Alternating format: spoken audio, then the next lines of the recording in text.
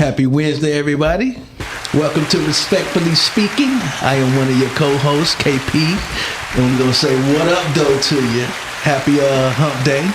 I pray your week is going good so far, and I want to pass it and let y'all know to say what up to our co-host to the right of me, your girl, Killer Cam, also known as Cam I Am.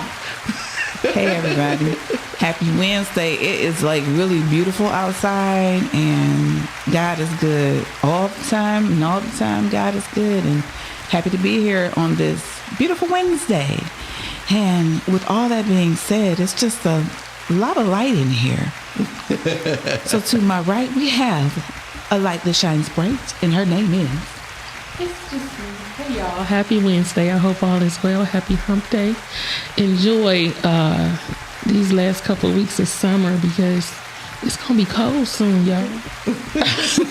Come on. And I don't like that for us. But hey, happy Wednesday in the meantime. And to my right we have... Hey y'all! It's me, Nicole. How y'all doing today? what up, dog? Great. It's so great. It's to have the actual sun really shining on us is just it's a beautiful thing. It is. Isn't that sunshine? It is such a blessing. We shining today. All of us is shining. It's your time to shine. Respectfully Well, speaking. Thank y'all for tuning in, and we're going to jump right into the show and ask you guys, is it something in your week that made you go, Yes. Did you all hear about the young black man who would have been found hung? I did. And they're trying to say that there's been no foul play. Yeah, it was him and a white guy was found a few hours afterward. The same thing they said. Wow. So it was a Caucasian boy and a black boy. It was at a college. Well, I know it was two African American males. I didn't hear about the Caucasian. Yeah. What made me go was Unfortunately. the man that got killed. Kirk something. That man. When they posted the person's photo and then they caught the guy, they don't look the same. That made me go,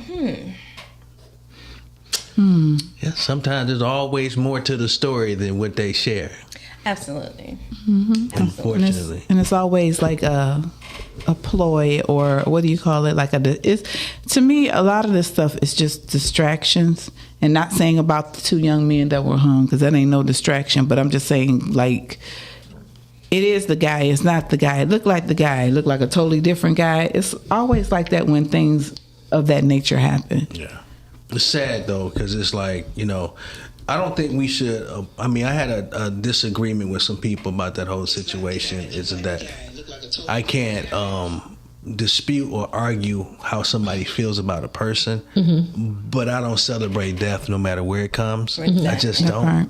And I think that sometimes we as a people, or the people that I was debating with, which was one of us, brother, and his whole thing was about how he felt about the guy. And that how he said he was racist about certain things that he said. And I have watched several of his things. I didn't think he was racist no more than we are. Not on everything. Sometimes people get sound bites, and sound bites will tell you a half a story and not a whole story. Exactly. And I told the one guy, I said, I want you to be in just as much outrage as him talking about black issues that you don't agree with as the brothers that's in the hood killing each other. Okay. The outrage has to be equal too, and not opinionated because of somebody's color. Death and murder is the same no matter where it is. So I think you should have the same outrage about wrong no matter who does it. That's all my whole thing was about it. Agree. I can agree with that. I agree. I won't celebrate death, but I also won't necessarily mourn. Hi, Richard. It is what it is. I've known of him for a little while now, but it's been a great debate. And I know some people have, you had the senators There was the I can't think of her name. I'm sorry. The lady and her husband, they were killed in the home. Mm-hmm. You know, but there was no Outrage, nothing. There was no flag raised at half stance, and she was actually a government official. So it was like, well, what is that? Because we here in this country we call America like to make a martyr seem like a hero. Not knocking my man's story, but it's that making someone more valuable than what the moment really caused. That part, because this whole situation, to me is ugly on a whole lot of levels. I just want the hate to stop. The hate amongst ourselves, the hate for other people, other races, or what have you. The thing that bothered me is if he was a racist or whatever he was or he wasn't, his life was cut short and he didn't get a chance to repent or to change his mind set about maybe some ideology that he did have that was incorrect, that he didn't have a chance to change the ideology because somebody took that option away from him. And also his wife and his child and his children she's a widow and her children don't have a father. So the human part of me just says, I didn't really know anything about him until this happened. He wasn't anybody that I listened to. I only heard different things from different people, but I don't really even want to go back and listen to anything that he said because it's not that important to me. I think that, again, that it's a sad thing that somebody did die. And I also think that we should just look at things and just try to be positive about things and just be the best people that we can be, because at the end of the day, we don't have a heaven or hell to put nobody else in. And I want to give a special prayer request for the family of Glenn McIntosh. He's a Detroiter, businessman, minister. I had the pleasure of being part of an organization that he was part of, and he passed away today. And it was a wonderful man, wonderful human being. So I want to just keep his family in my prayers. Definitely. I saw a story, and it was I think the people were out of Pennsylvania, and it was a plane crash in Pennsylvania, and the brother, it was a guy. He had his 2 children in the car with him. It was a brother and a sister, and the brother covered his sister in the back seat because it was like when they showed the video, you could see like fragments of the plane just flying, and a part of the plane it crashed through the window and hit him in the back of the head, and he survived. But I mean, he's such a little hero, to cover and protect his sister. I was like, that's amazing. Beautiful. And just the fact that God covered him as well. I was like, that was a beautiful story. That was so selfless. It was. And I think the baby, he was I don't think he was older than 10. Wow. Yeah. Good. Well, God bless him, bless the family, and hopefully, speedy recovery. Yeah. So he's doing well. He's doing very well. So I was like, because I had to, at that point, I had to find him, and see and make sure that he was well. But he's doing very well. That's good. Let's get into the Mr. Respectfully Speaking letter for the day. What we got? Hello. Okay. Respectfully speaking. Hello, respectfully speaking. I need your help. I've been married 5 years, happily married. My husband's been unemployed for the last 8 months. He's been looking for a new job, but no luck. I picked up a second job at a department store. I ran into an old friend from college, and we kind of just stood there a few minutes and caught up on life. We started talking about our jobs and things like that, and he happened to mention that his line of work is the same line of work that my husband does, and stated that they were hiring and if I knew anyone. I never told him my husband's situation, but at this point, I'm pretty sure he could probably put in a good word for him. The dilemma is, I know that he's always had a thing for me. Nothing's ever happened, but he's made it known that he was interested. Should I make the introduction or just let it go? Let it go. If anything, find the information out from the guy about the company and pass that on to your man. But no, if you know this dude got a thing for you and you Tell him about your man business and giving your man a job. Your husband, not about insecurity, but feel vulnerable in that situation. And you don't, and if you can't tell him the whole story, you have to say, this man had a thing for me back in high school. I ran into him and your husband immediately gonna be like, what kind of thing? And even though he may want the job, that guy may still have authority or something to get him hired or fired based on the situation. So that can be a thing, unless he just if he says the name of the company, he may just apply and get it himself. And then in my opinion, that's something that he can't hold over his head later, maybe down the line. It reminds me of Why Did I Get Married? And Soul Food.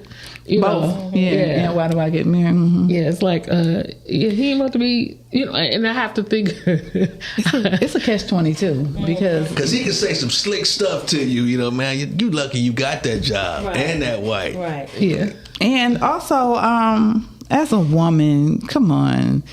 Sometimes we talk a little too much, and I just don't think that she just didn't say her business, because sometimes you get caught up in that moment. You see somebody, because my husband's really going through something real right now. He's out of work, but that she probably unsubconsciously just may have given too much information that she didn't mean to give, and then it could turn into something ugly later on. Like if that guy says, "Oh yeah, your wife, we went to college together, and she was telling me you can't find a job." So don't do that. Yeah. Don't do that, dummy. Okay. Right. So our advice to you is no. Don't do it. It's likely that all women like to help out their husbands and things like that. But at this time, I would just say, help him do something else or go somewhere else. Don't have him affiliated with somebody that you were affiliated with. Well, let me ask this.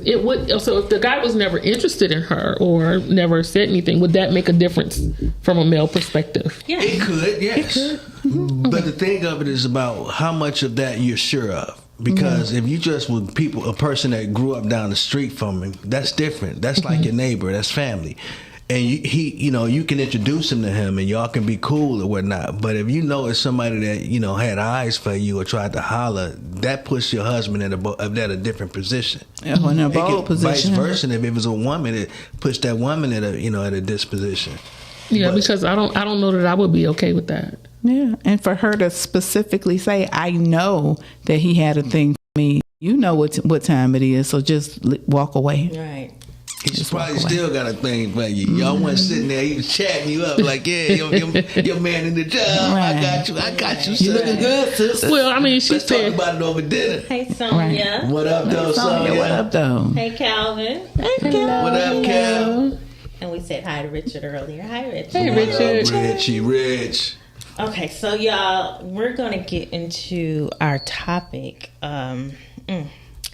It's going to be, to me, this is going to be interesting because life happens to everybody. True. And when we go into realizations and regrets in life, we're going to talk about it. Okay. How different realizations and regrets that we've gone through and or not gone through. Okay, well, before we get into our topic, we're going to define what realization and regrets, what the meaning of them are. So a realization is an act of becoming fully aware of something as a fact. There is an example, there was a growing realization of the need to create common economic structures. Okay, and then with the word regret, mistakes and regrets. Okay, with regrets, it's to feel sad, repentant, or disappointed over something that has happened or been done, especially a loss or a missed opportunity. So which one y'all want to talk about first? Well, I think they go hand in hand because you have to realize something before you regret it. You know what I mean? It's like there's a realization that I missed. Right. Okay. You know what I mean? I dropped the ball. Yeah. Before you can have the regret. So I think they kind of go hand in hand. Yeah. Well, I say as far as regrets, you can doubt certain things in your life and say, I regret this. I actually don't regret anything that I've done, because it was a learning experience, and you learn every day what to do and what not to do. Mm-hmm. So I don't have any regrets. That's a good way to look at it, and I would like to say that I've lived a life of no regrets, but there are some things that sometimes you be like, I would have done things different. Mm-hmm. Yeah. Mm-hmm. So I don't know if that would really count as a regret. Right. You just would have did it differently. Yeah, I think you definitely learned from what you did and shouldn't have done. I think that when you say you regret something, it's almost like you're condemning yourself to a certain degree, because you're like, I regret, oh my God, I shouldn't have done that. Oh my God, I wish that wouldn't have happened. Oh my God, And I think that life happens. Mm-hmm. And so, like you said, it's lessons learned. You went through it. You had to go through it in order to get to another space in your life. And so, regret, well, that's kind of like I can see both sides of it. Because some people can say, I regret blah, blah, blah, because I wish I would not have done that. Mm-hmm. And I think in my life, there are some things that I wish that I would not have done, but I have learned at this age not to beat myself up over the mistake or whatever happened that I may have done incorrectly or, mishandled. So now I learned that lesson that at this point, I learned from that mistake or that situation. I think the definition of regret, we can get caught up in the regret. I have had moments where I think I wouldn't say, I would use the word that there was some things or some decisions I made that I wish I wouldn't have made. But if that falls in the line of regret, then so be it. I say I regretted it, but I don't live a life of regret where I'm looking back on everything I did as a punishing myself for making the wrong decision. But there's some decisions that I regret making at the time, but I learned a lot from it later on. Mm-hmm. But making that decision, I regret making that decision because the decision came with some consequences that I wasn't prepared for. Mm-hmm. So, but later on, those consequences made me a better person. Mm-hmm. So it had to go that way. So the regret aspect of it, the definition way, I would say that I regretted at that moment, but I realized that it worked out for my good. Right. Some things had to happen. Yeah. Mm-hmm. So that you can, contour your life a different way. Mm-hmm. It's like, okay, I learned from this, so I know I ain't never doing that again. Never. But you would never, if you never had the realization, you would never, you wouldn't have a regret. Right. So you won't have to have another regret. Right. So like they say, it's just like touching something hot. When it's red, it's hot. Sometimes it's not red and it's still hot. So don't touch it. Yeah. Some people don't actually realize certain things in life. For example, like I had wrote some things down. Like you can ask a person the value of a minute. Okay. Of a who? Of a what? A minute. A minute. Okay. And so you say, who has missed a train or a plane or something like that? Right. And then it's only they missed it by a minute. And so realizing, okay, certain things is precious to them. And it's like, that's the realization of thinking, okay, well, I didn't think about it like that, And so some of the realizations that people take for granted is sometimes key in life to make you learn about time management and things like that. I realized that my Caucasian friends did not understand what black people say in a minute, what it really meant. I mean, an hour from now. So, a guy used to work for, I said, he called me, a guy used to work with, he called me like, I'll call you back in a minute. So he thought I really meant a minute. So he called me back a few minutes later like, man, I thought you was going to call me back in a minute. I said, let me explain to you what a minute means in black vernacular. And I had to tell him that. So, yeah, a minute can mean a whole lot of different things. Yeah, especially when you say I'm going to be there in a minute, but you're really an hour away. Yeah, I hate that. Women, y'all have made minute means a whole lot of different things. Well, a minute can save your life. It definitely can. You know, I was recently, 9/11. 2 minutes. Seconds. 9/11 was just, and so they went back on, and they interviewed people that missed the train that day. Mm-hmm. Those who, it was late, dropping their child off at daycare, and because of that minute, they missed. Exactly. Yes. Yeah, got them keys. Yeah. So or like you traveling and there's an accident. You were speeding, but then let me slow myself down. But it's an accident that happened, like right in front of you, or a mile up from you. Listen, you would slow down. One time on Northwest Highway, it was raining, and I was driving, and I was in the fast lane, but I wasn't speeding because you had those little water spots. So this truck kept riding my butt. So I got over in the middle lane, and this car punched it past me. And as it went past me, it got about a car length ahead of me, and it hit one of them spots, and it just started turning. And it hit the medium, then came back across, and I took my foot off the gas and cruised right through it and called 911 for them. Like, help this fool. Sorry. It was storming. I wasn't about to get on. Ty said, where you going after the show?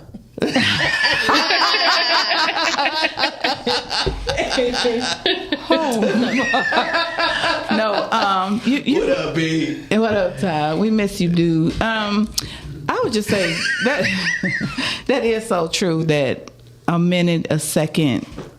I mean, God is so awesome, because you could just think that you are having the worst day ever because you're running late and you're behind or whatever. You're like, oh my God, not knowing that you have missed out on unseen danger. It's things that are constantly going on around us that we don't see, that we are not aware of, that if we would have been there a millisecond earlier, a millisecond later, a moment later, whatever the case may be, that God has protected us from. So it's not even that, because an example of you being a divorce, a couple that's been married for 10 years, or a divorced couple, you ask them how was their 10 years, or if it was 10 years, it's a difference in the realization of their answer opposed to the couple that's been married for 10 years.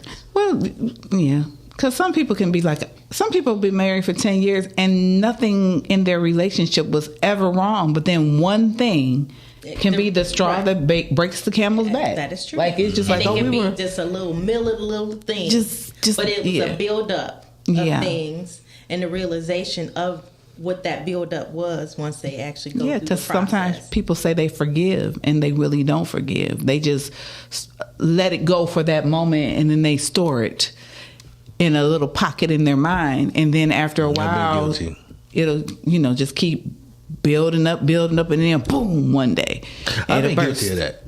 I have to admit, I was guilty of that. Like, I'm the first one to blow stuff off because I don't like arguing. I don't like arguing fruitlessly, without a goal to it. Instead of you trying to say, get to that, it's my way, or I'm right and you're wrong. That's not healthy. But, so when people argue and they start hitting below the belt, I cut you off and I start, distancing my heart and my mind from you. And I would forgive you because you apologize and everything. But I realized, did I really forgive you? Or did I put it in your book of I'm sick of you messing up? So, and I'm the first one to tell you. Shelf? This is what's funny, because I'm a journaler. So I go back in my journal and look like, yeah, she did do this stuff. Then you start coming back to you because I write to get it off me and get it out of me. Let me tell you, a journal is why I got divorced. A journal really is. I kept a journal. No, seriously, I kept a journal all my life. And so one day I was just like, let me do some self-reflection. So I'm looking back, and I think it was like January 10th, I'd say. And so I read January 10th, and then the year before I read January 10th, and then the year before I read January 10th, and the year before I read. And needless to say, on all these dates that I was looking at, I was saying the same exact thing about what was going on in my marriage. And I was just like, I've been been saying this for like 3-4 years. Oh, it's time to go. And that's what helped me make my decision, as far as it was other things going on too. But just as far as that, because I was like, I'm not doing this another year. I'm not doing this another month. Was I'm that not doing this The another moment. realization. a regret though, or realization? Honey, it was a realization. Yeah. Because because at that point, it was just like, okay, girl, it's time. It's time. So there's no regrets on The marrying divorce. the wrong person. Because do you feel like that was I have no regret on marrying that person because I have a son out of it. And he's a blessing. And so with that being said, it was meant for him to be here. I was meant to be a mother, and I thank God for that opportunity. And, you know, things don't always work out. And no matter how much you plan or you talk to the person that you're going to marry, your significant other, about past hurts and what we're going to do different and all the things, it doesn't mean that they won't mess up and that they will do things differently. I believe in giving everybody the benefit of the doubt. But sometimes you can ask somebody can ask you for forgiveness, but if they're not going to have changed behavior, then what's the point? That right there. If That's you're just it. going to keep on doing the same thing over and over. So when that journal you kept doing just over and over, and I was just like, nah, dog. Because at that point, you're stacking hurt on top of hurt and offense on top of offense. Right. Like, you haven't even given me a chance to work through forgiveness because you keep doing the same whatever. Something close to it. Yeah. You keep being disrespectful by not listening and Right. not acknowledging my feelings and acting like, oh, it's okay, you're okay, you just overthink it. He's No, forgiving. I'm not overthinking.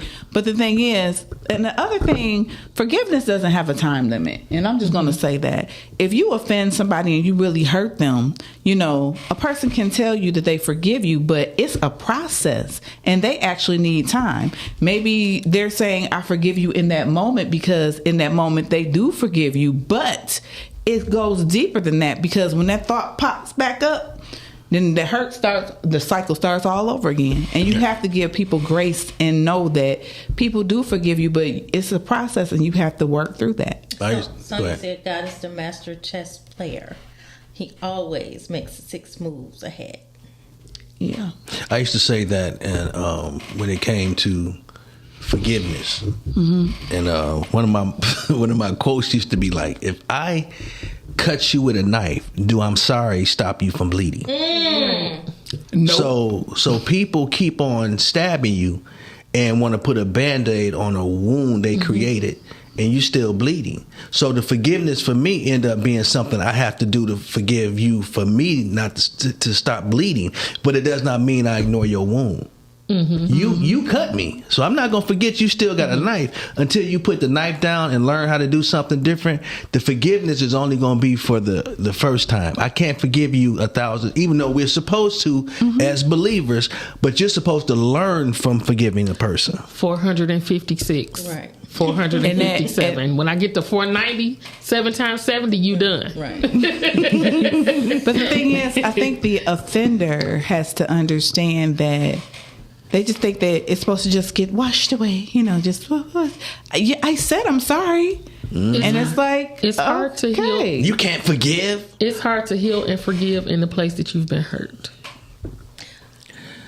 I have a little motto where I say, listen, just because I forgive you doesn't mean we cool. It just means I forgive you. Right. Right. And I ain't going, yeah. Todd said it's hard to forgive. Repeat offenders. Come on now, Yeah. preach, brother. Yeah. Yeah. But what about your dreams and your talents that you shelved? Do you feel like... Why are you laughing? Last week you hit me in the face. I'm gonna see what you're gonna do today. I'm not doing... See? Why are you taking it personal? This is a generalized question. What was the question, Nicole? Your dreams and talents that you shelved. Do you feel like it's a realization that you shelved those things and you should go back to them, or it's a regret? For me, it's the realization why I shelved them. Okay. And it's like I realized that when I'm trying to process or go through something, you can pour stuff in a lot of people, but when you're on empty, nobody's pouring into you. So I shut down on everything just so I could replenish. But what happened is replenishing took too much time. So that time I can't get back. So I end up going forward now, trying to do things in a sequence that push me, just trying to push me far ahead without enjoying the process again. So for me, part of that was realization and regret, to be honest. And when I mean by regret, I don't mean that I'm killing myself or beating myself over the head for not doing something the right way. However, I regret not having this information that was present before me because I didn't learn certain things about me. Mm-hmm. Yeah, I think that but I'm happy I did. When you Right on.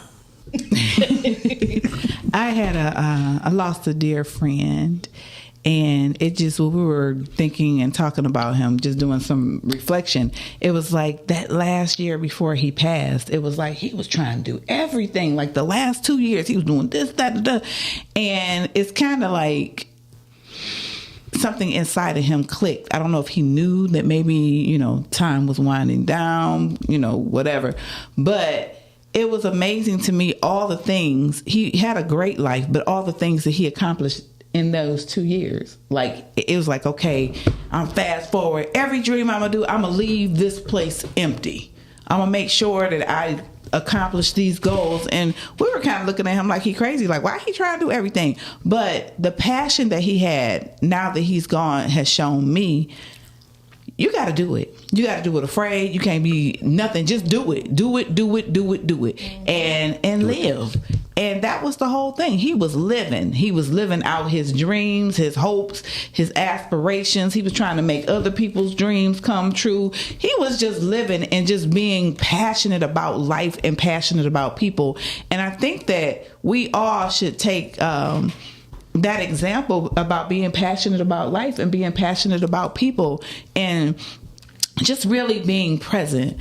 And I have just been like, lately, just really making sure when I talk to people, I look them in their eyes. I want to be quiet because I want to hear what you're saying. I want to feel what you're saying. I want to share this moment with you versus, just sitting there like, oh, and okay, yeah, that's wonderful. But anyway, no, listen to people and their moments and the different things they have going on, because you don't know what's really going on with them.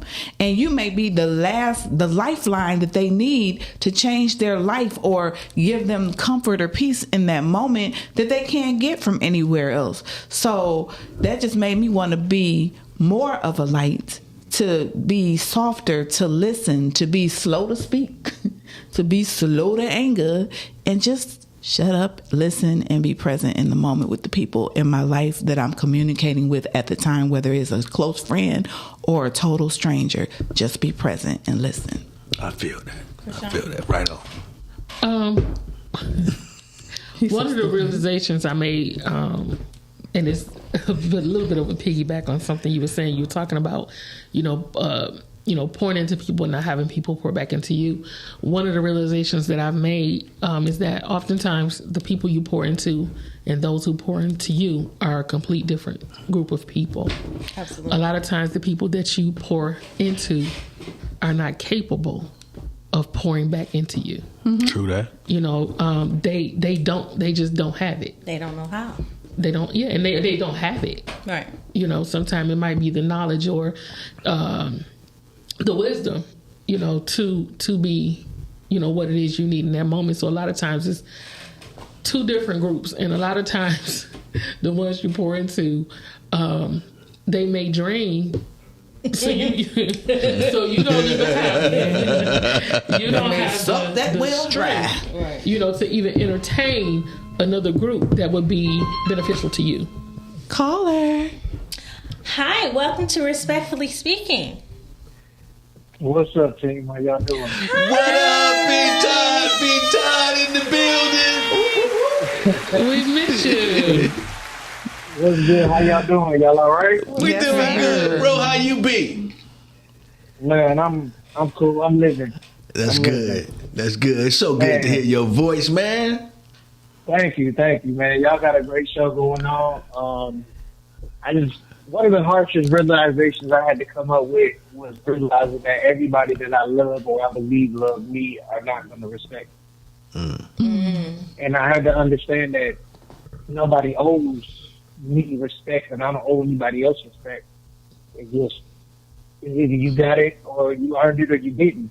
Right. But I had to realize no matter how much I put out there, you know, no matter how respectful I am, no matter how much I might look out for others and all of that, I might not get it in return.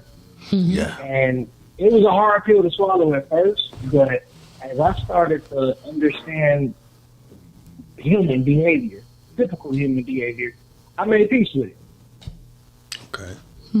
But I agree with you with the respect thing. It's hard when you know that person don't respect you and they should, and that becomes problematic.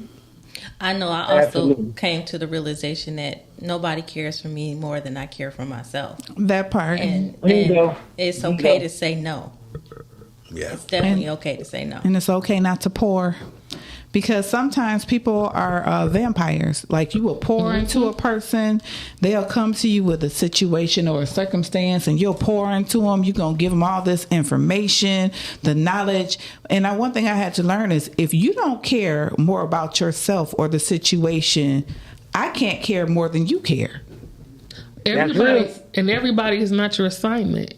It's not. look at that. Sometimes people got to learn that lesson on their own. That's what God is trying to show them, and you getting in the way trying to be God. It ain't time for you to be God. It's time for you to sometimes just move out the way and let them figure it out. B. Todd, do you have any regrets? I used to, but not anymore because I feel as though that everything that happened, even the people that were involved, it was supposed to happen. Somehow, some way, I learned a lesson. Somehow, I got stronger, and yeah, I'm cool with it. My biggest regret used to be getting with my wife when we got together. I used to tell myself, man, I wish I would have waited till things kind of simmered down with my ex before we got together, so it wouldn't be so retarded and dramatic right as it is right now with everything. But I realized everything happened because I needed my wife at the time, just like my wife needed me at the time. And we were helping each other out when it came down to building and getting stronger and dealing with the downside that comes with going through a divorce with kids. So yeah, that used to be my biggest regret, but not anymore. Everything happened for a reason. What is the one thing you would tell your children about regrets and realizations? I would tell them at some point you're going to probably, whether you're an adult or adolescent, you're going to make a decision that might come back to bite you in the ass. And you're going to have to live with that decision and make the best out of that decision, whatever it is. Everybody's going to have a bad day, but they don't stay bad. It's all about what you're going to do to make it better. That's it. That's good. That's Good word, my brother. Good word. Thank you. Let's be Todd, everybody. Be Todd. So what would you all tell your children, nephews, nieces, or any other children that's in your lives about realizations and regrets? I I love y'all. I'm about to keep watching, okay? Thank you. All right, Thank brother. you. Love talking to you. See you later, I boss. think for me is that just to give them the realization that your decisions do have consequences, whether they're good or bad. And like Ty said, you can live through it, you can get through it, but know that it's either going to turn out good or bad. And sometimes you have that little voice inside of you that will let you know what you should and you should not do, and you really have to key into that the Holy Spirit, that voice inside of you that's telling you, no, I don't think you should do that. And then you be like, but I think don't listen to the outside voice, listen to the inside voice, because a lot of times the inside voice will be the voice that is going to get you on the right path versus the outside voices is going to have you in calamity. I would actually tell my daughter or my nieces and nephews that you think you may have regrets, but they're just a stepping stone of learning something new or something old or something that you shouldn't have done. But don't have don't ponder in that regret. Just learn from it and move on. And realize that we all make mistakes. We all are human, and this is all of our first time here. I always say that. I would say whatever it is you choose to do in life, do your best. And whatever it is that you choose to do, make an A on it. So if it doesn't work, you gave it your best. And, if it's something that you have to, switch gears or do something different or walk away from, there will be no regrets because you gave it your best. I say, good word. when you're young, I know that I tell young people that you're going to fall, carry some Band-Aids. When you're young, you're going to go through ups and downs. You're never going to get it perfect because you are really in a learning process. I know life in itself, we are going through a learning process, but kids, they're really in the thick of learning.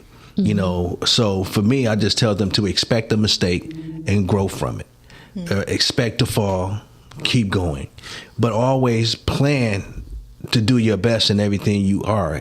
Love yourself. Love God. Love God first. Love yourself. So the love you have for yourself is that what you give away.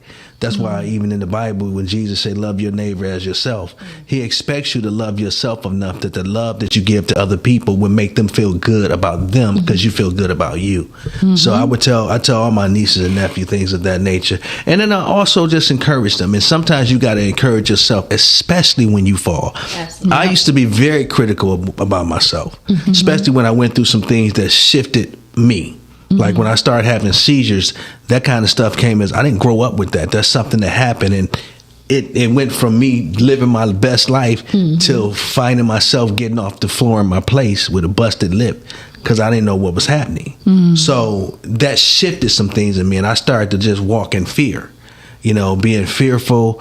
I regret not, not regret, but I think I should have took it further when the doctors were not giving me the right answers. I should have seek other doctors or more doctors faster instead of believing this one wonderful physician that I would never go see again. But I would say certain things to myself and be critical. Then I had to understand that being a critic to yourself destroys your own self, your own morale, and your own encouragement. Yeah. You have to encourage yourself. Yes. When everybody else is saying negative stuff, encourage yourself. Don't listen to the critics. Love yourself and continue to seek more knowledge. All right, we're gonna go to this video on realization. We'll be right back. Okay, run the tape. Realizations about life. One, as you get older, all these friends you have, you'll realize that you only really rock with one or two people that you really close with. Two, family is just a fancy word for people that you know and grew up with. Period. You guys either have the same last name or you guys just are from the same bloodline. Three, strangers will support you more than family and friends. Period. Proven fact. Four, you are all you got at the end of the day. Stop depending on people to do things for you, because when it doesn't happen, the only person that's upset and mad is you. 5, stop being lazy. The more lazy you are, ain't nothing gonna get done. And 6, gotta stay consistent with whatever it is you're doing. Now that boy just preached the whole sermon. Indeed. And everything he said was true. Yeah. Absolutely. Yeah. Yeah. I have had a lot of realizations about friendships.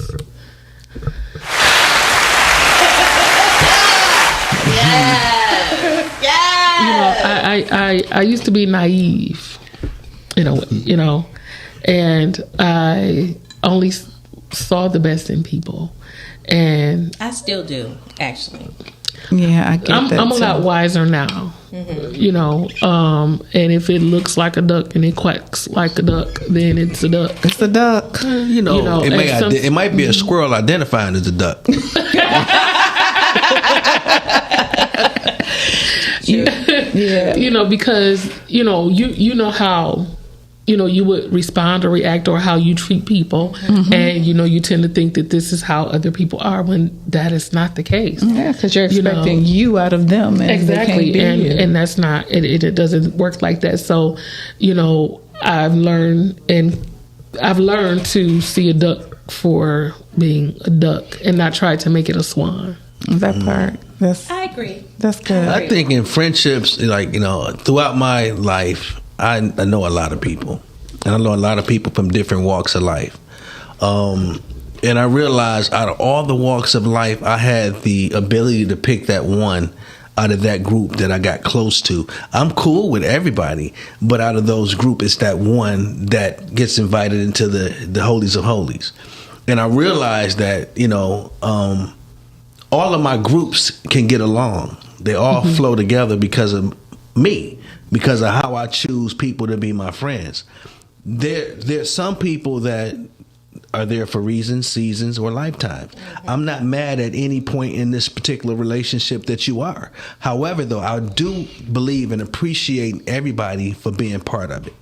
And I think that over time, I don't call everybody a friend. I don't call everybody a brother.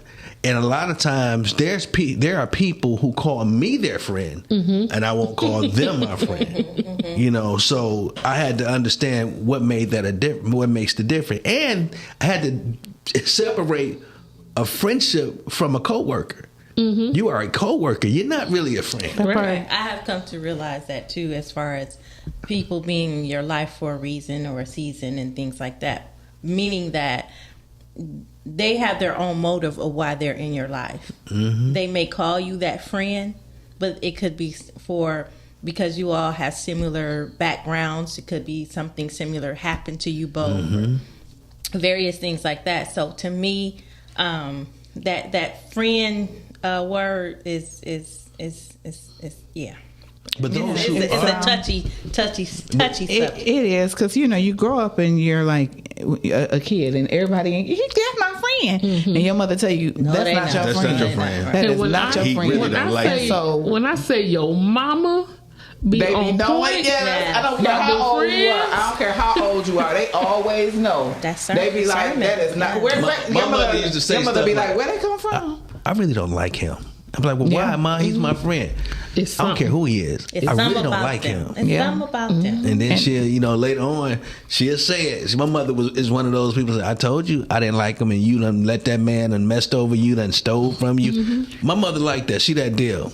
Yeah, Just celebrated her birthday. Happy birthday. Happy birthday, Mama. I just think that it's like you said, people are in your life for a reason, a season, and all those things. But the best friend you can have is God and you, because you just need to.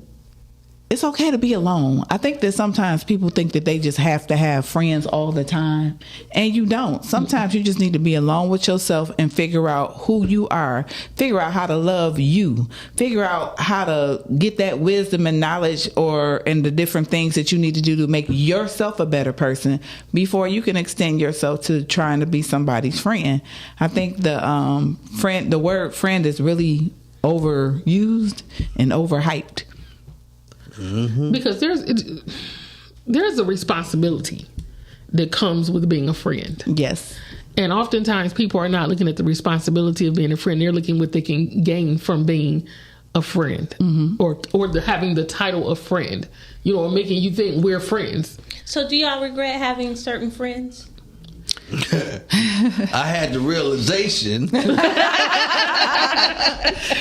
of understanding that you're not my friend because you really like me. Exactly. Yeah. You my friend because of what I give you. That part. So Yes. if I have allowed myself to be your emotional garbage can for so many years, then you think that garbage can is supposed to be there when you need me. And then when I tell you, hey man, because I had a thing I said to my friend, you either need more friends or a therapist. Because some of the stuff that you keep coming to me with, I gave you some good pointers to what you need to do or change, but you're not doing it. So you're repeating your own history. And I make sure what I tell you, I eat them same words, because I hope I'm not running to friends and being so redundant in the same conversation about the same thing over and over again, and I have no progress in it. And I that's don't very change. important. That's very Tony important. said Jesus is the only one that won't tell your secrets. It depends. Amen, He but- will whisper to somebody else if you ain't learning. don't you? true. Let me tell you what she over there doing. Jesus would be like, don't you give her that money because she going to the casino. Right. Yep. That ain't for her. That ain't for her rent. You know, she's still spent her rent smoking. money. Yeah. So do you all have any regrets of anything that your parents may have told you not to do or to do? Ooh-wee. Ooh. I don't think I think if there was one regret, it wouldn't. I wouldn't say that it had anything to do with a parent and something they told me to do or not to do. It would probably be staying in a particular relationship too long. But outside of that, no. Yeah, but I have, not regrets, but I had some realization that mom was right. You know, and she was right. She was right. was. I ain't want her to be right. But mom was I right. was mad she was right. But when you come to the realization that she's right, what do you do? Tell her thank you. Because I have gone to my mother and just had conversations with her and said thank you. And she like, for what? And I said, because you were right about blah, blah, blah. Because I thought that I knew. But sometimes your parents know you better than you know you. Right. And they can tell you, like, I don't think that's a good fit for you. And at the time, you be so gung-ho, like, because I can. And then later on, you like, ooh. I'm not going to my knew. mama. I'm not going to my mom and tell her she was right, because my mama reaction, I'm like, I know. You ain't got to tell me what I'm right about. I know I was right. I told you. Miss So. Lucille's something else, but I think that because it's okay. listening, I think that all of us go through that rebellious state in our youth where we think we know everything. And I think parents did the same thing, because I found some stuff out about my mother through my grandmother recently. I'm like, I what? said, who? That's the tea? Mama, she said, don't let your mama fool you. I was like, wait a minute. And it's funny because they talk every day. My grandmother, my mother, and my aunt, they talk every day. Yeah. And I love the fact that their friendship is like that. And me and my brother, we got that now, and my sisters, but me and my brother didn't have that growing up. Actually, me and my brother didn't like each other, because we were so different. But as we got older and mature in our own spaces, we can talk every day and kick it with each other. Right. And see, that's another realization that a lot of people kind of take for granted. Some people that have brothers and sisters, they take that relationship for granted for those who don't have siblings. And so some people that don't have siblings, they kind of miss that, they may look for that in their cousins and things like that as far as their siblings. So they kind of take that for granted to me. Yeah, I think I had the realization when I got that we had a great childhood. I realize that now. We had a great childhood. We had fun together. And my realization is that my brothers and sisters really were my best friends. And they still are.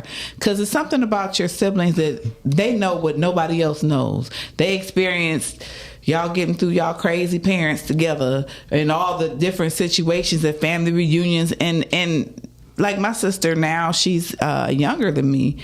But when we were growing up, I couldn't stand her. Oh, my God. Because she was the baby, and she would do things and know that she wouldn't get in trouble for them because I'm the baby, I'm cute, and that. And I'd be like, oh. So when I found that out, I would just beat her up. I'd be like, well, I'm going to get in trouble. See, that's why I don't like you. Wow. The same shit my brother did to me. That's why I don't It wasn't. No. Can I finish? It was just a couple times. I wasn't no tyrant. But my sister is my best friend now. I mean, we talk about everything. But what happened was one day we had a conversation, and she said some things, and I said some things, and she was like, I think that mom and dad liked you better. I was like, no, they liked you the most. Da da da. We went back and forth, and we both found out that we both were insecure about the same things that didn't exist. And so once we had that conversation, we've been fine ever since. Yeah, my brother different. My brother was a liar. And Wow. he probably watching it. He used to lie on me, and I get in trouble because they believed him because he was the oldest. He was lying. He wasn't nothing. Thank God he changed, because I ain't like my brother growing up. He'll tell you he ain't like me. But it wasn't because, it was only because we were different. He thought I was goody two-shoes, and I really wasn't. I just saw wrong is wrong. I was one of them kids. You just like, didn't get caught. My uncle would tell you right now, as a little kid, like 2 or 3 years old, I'd be like, no smoke. No drink. I would knock drinks out their hand, and they would say that boy was bad. But my uncle used to be like, he right. My father had a record shop, and you know, men in record shops, they do all kind of stuff. And I'd be in the back, like, kicking over ashtrays, you know. I was that kid. Yes, kicking over ashtrays and knocking stuff over because they were drinking and stuff. But my father would be like, don't pay that boy no attention. Hey, you go play pinball machine or something like that. But my brother was the guy that did all the adventurous stuff. You know, he hung out and snuck out the window, that kind of stuff. And I'm the guy to be like, I'm telling. Wow. But after the years, he moved down south when he was like around 18. And we didn't hang out for like 10, 11, 12 years. And when I go down south, I really didn't see him. He'd be out hanging with his friends, and I'd just see my family. And then when he moved back up here, we got cool. I think the realization of it is having siblings when you're young, you kind of resent them or do various things to them. And then as adults, the realization is that's like my best friend, or I miss that person, or, we have a greater relationship now. Well, I realized the realization for me is that the only people you really would go through life with is your siblings. Yeah. Your parents, you're raised with your siblings, and y'all grow old together. Absolutely. That's the realization for me. And I realized that me and my brother and my sisters, we all have a different plight, and I think we all are different in so many different ways. And the realization is different is not synonymous with deficient. We all the same. We all going through this path differently, but we all the same. That's true. So I realized that our difference between me and my brother didn't make us bad. It just made us different. And we had to love each other in that difference. Yes, gotta You learn. and your siblings? The realization of you and your siblings?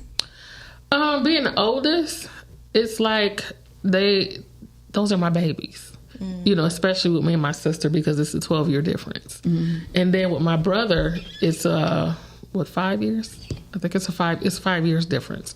So it was, we had the age gap, so they were like my babies, and even now it's like they're my babies. So you the oldest? You were like I'm the oldest. You were like You're the the oldest, protector. okay. You were like the second mother. Yeah. Yeah. See. So in some ways, it's like, I can look at what we were saying earlier. I can look at some of their friends and be like, no, because it's like I'm the second mom. So